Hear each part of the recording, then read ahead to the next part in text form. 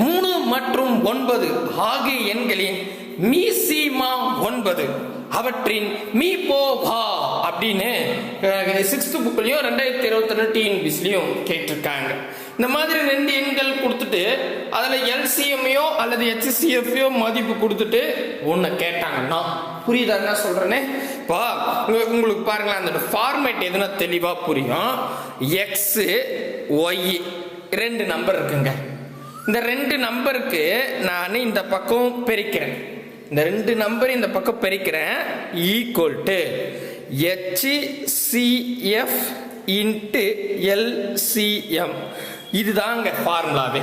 ஃபார்முலான்னா இது ஒரு பெரிய ஃபார்முலாலாம் கிடையாது, ரொம்ப ஈஸி. அதாவது இதுக்கான விளக்கத்தை சொல்லிடுறேன்.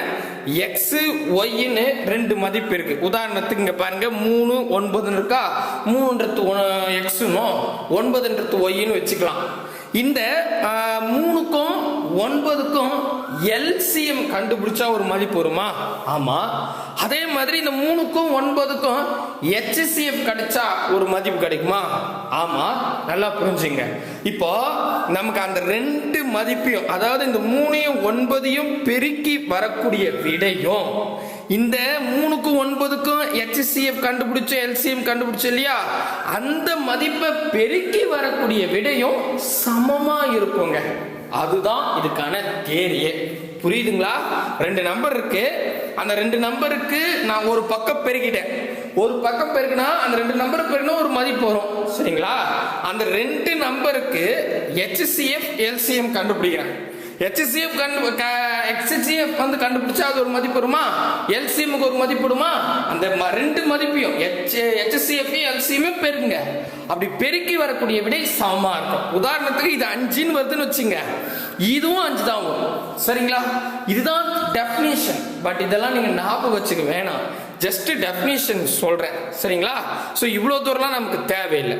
இப்போ என்னன்னா அந்த ஃபார்முலா ஞாபகம் வச்சுங்க. எக்ஸையும் ஒய்யையும் இந்த பக்கம் பெருகணும், இங்க பக்கம் எல்சிஎம் எதனா போட்டுங்க, ஒன்றும் பிரச்சனை இல்லை. ஹெச்சிசிஎஃப் தான் முதல்ல போகணும்னு அவசியம் கிடையாது. சரிங்களா? இப்போ பாருங்களேன், இந்த கொஸ்டின் அப்ளை பண்றேன்.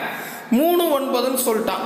ஒரு எண் 3, அதாவது எக்ஸ் வந்து 3ன்னு வச்சுக்கிறேன், ஒய் வந்து 9ன்னு வச்சுக்கிறேன். இந்த 2 நம்பர் இந்த பக்கம் பிரிக்கணும். ஈக்குவல் டு எல்சிஎம் என்ன சொல்றான்? எல்சிஎம் வந்து 9ன்னு சொல்லியிருக்கான், அது அப்படி போடுங்க. இன்ட்டு ஹெச்சிசிஎஃப் தான் கொஸ்டின்ல கேட்டிருக்காங்க. புரியுதுங்களா? ஆமா, ஹெச்சிசிஎஃப் தான் கொஸ்டின்ல கேட்டிருக்காங்க. சரிங்களா? இப்போ அவ்வளவுதான், முடிஞ்சிருச்சு. இதை நீங்க போட்டாவே முடிஞ்சிருச்சு. சரிங்களா?